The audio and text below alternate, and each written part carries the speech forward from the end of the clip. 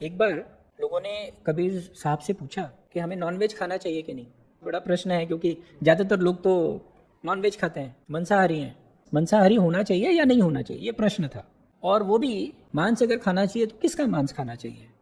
तो जैसे बुद्ध को पूछा गया तो बुद्ध ने कहा कि मरे हुए जानवर का खा सकते हो। तो उन लोगों को छूट मिल गई।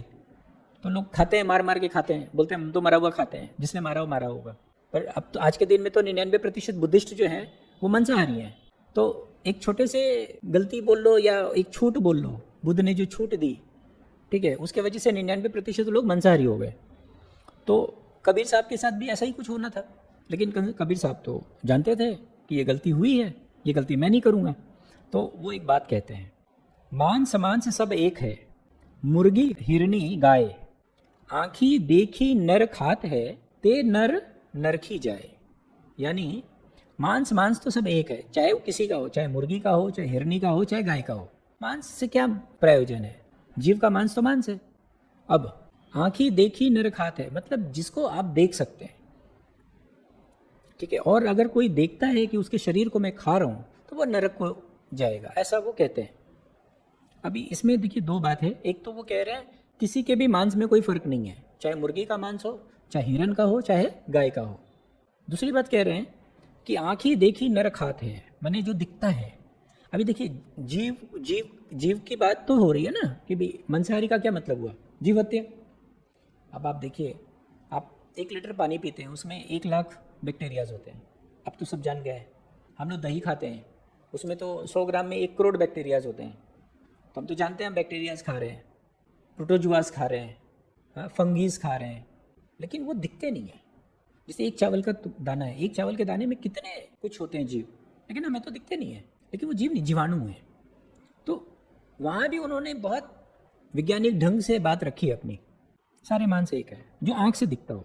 बात लोग अब क्या है कि लोगों को जब विपरीत सुनने को मिलता है कहीं तो लोग सुनना चाहते हैं।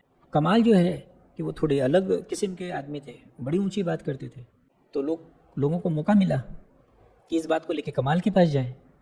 तो उन्होंने कहा कि आपके पिताजी कह रहे हैं मांस मांस सब एक है, मुर्गी हिरनी गाय, आँखी देखी नर खात है, ते नर नरखी जाए। तो कमाल साहब हंस दिए क्योंकि वो तो थे अनूठे। उन्होंने कहा अगर ऐसी बात है तो तिरिया तिरिया सब एक है, जस मेहरी तस्माए। तिरिया मने औरत, वुमेन।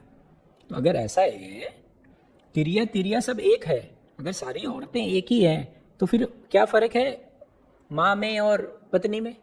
सिर्फ अगर इतने ऊपर ऊपर से देखना है तो उनका कहने का मतलब ये था, अगर आप शरीर के रूप में ही देखते हैं किसी को तो शरीर के रूप में देखेंगे तो बाहर से तो औरत ही है, शरीर से तो कोई फर्क नहीं पड़ता है।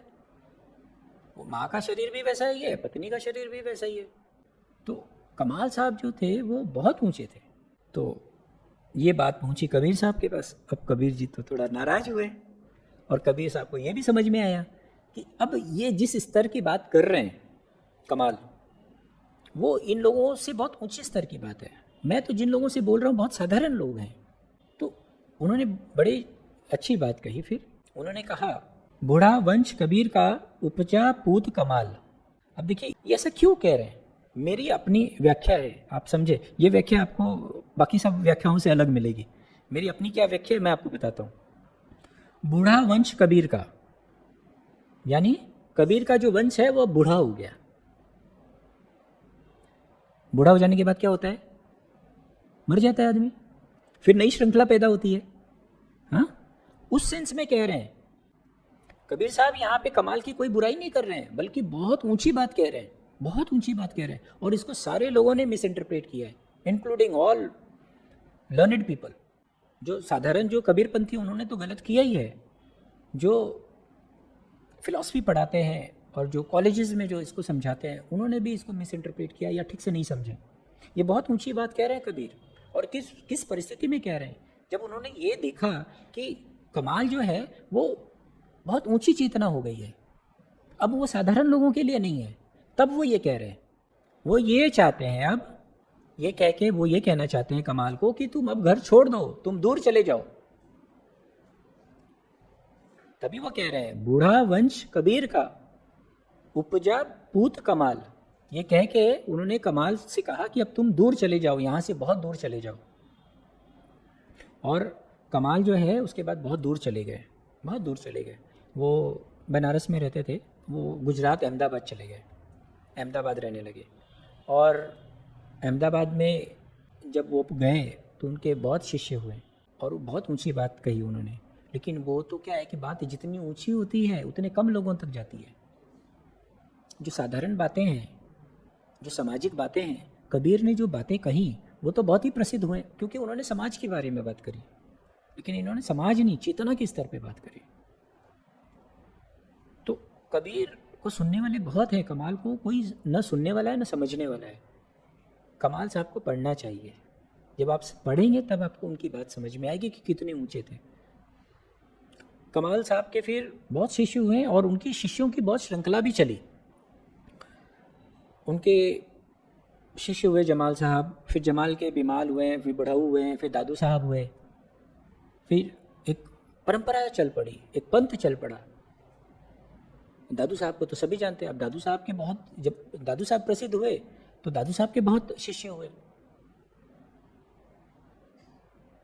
तो कमाल साहब को हमें पढ़ना चाहिए, हमें उनकी ऊंचाई दिखेगी और वो ऊंचाई कबीर साहब से भी बहुत ऊंची है। और ऐसा होना चाहिए। हर बाप को इस बात पे गर्व होना चाहिए कि उसका बेटा उससे बेहतर है। होना चाहिए कि नहीं होना चाहिए? इसमें तो कोई खराब बात नहीं है कि वो कबीर से अच्छे थे, बेटर थे। होना ही चाहिए था। नहीं होते तो खराब बात थी। अगर वो कबीर से नीचे रह जाते तो बात गलत थी। अच्छी बात और सही बात तो यही है कि वो कबीर साहब से भी बहुत ऊंची स्तर पे पहुंचे।